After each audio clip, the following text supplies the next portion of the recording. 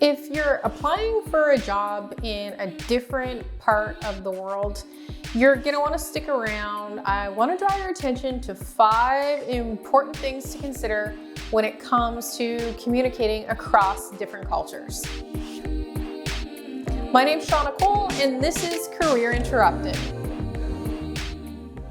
Okay, things aren't the same everywhere in the world, right? We know that different cultures have different norms and standards and practices.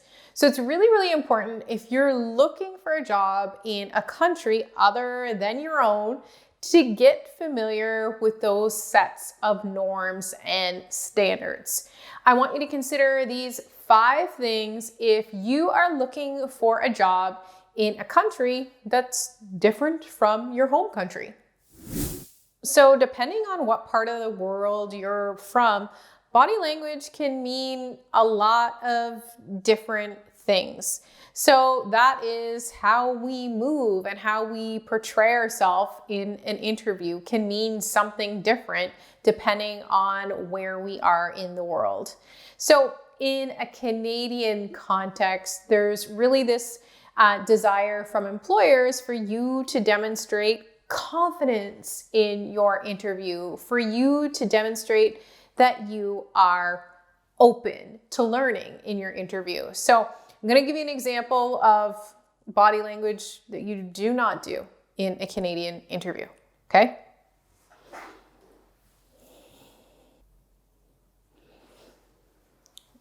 That is wrong, and it would be off-putting to a Canadian employer. Instead, you want to look up, confident, open.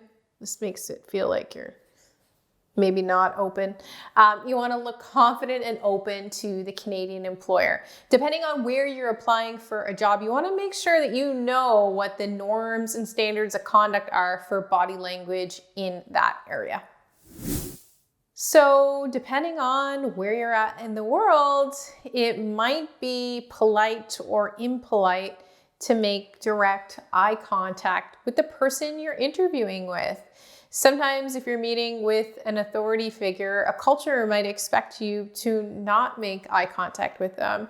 In Canada, the expectation would be that you are making pretty consistent, but not creepy, but consistent eye contact with the person you're speaking with. So that is demonstrating your interest and engagement in the conversation. That's the expectation here. I'd encourage you to make sure you understand what the norms and standards are when it comes to eye contact in the culture that you are interviewing in.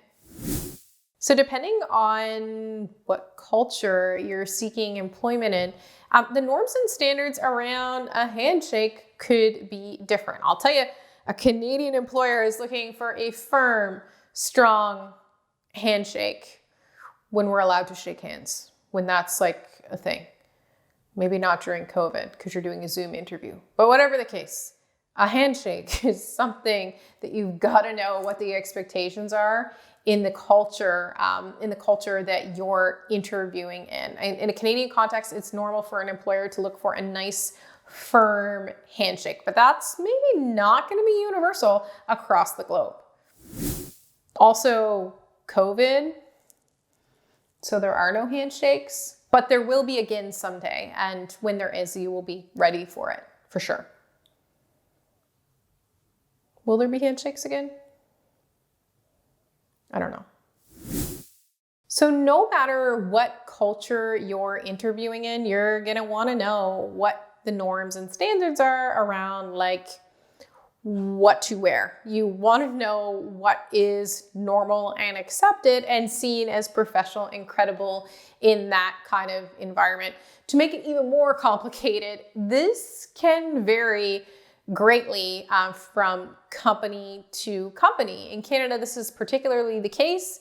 Because you've got some organizations that value a more suit and tie and very business formal approach, and other companies who are quite a bit more casual. So when it comes to understanding what you should wear to an interview, and as you go through that process with an employer, take note of what the norms are in the context of the culture that you're job seeking in.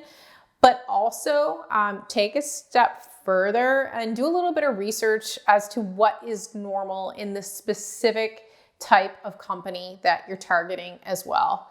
Creep them out on social media and see if you can find any sort of employee events and see what people are wearing. It's a little bit creepy stalker, but I totally encourage you to do it because you need the information. All right, so I'm not totally talking here about like learning a different language for the purposes of your job search. No, I just want you to be sensitive that different words could have different meanings depending on the cultural context.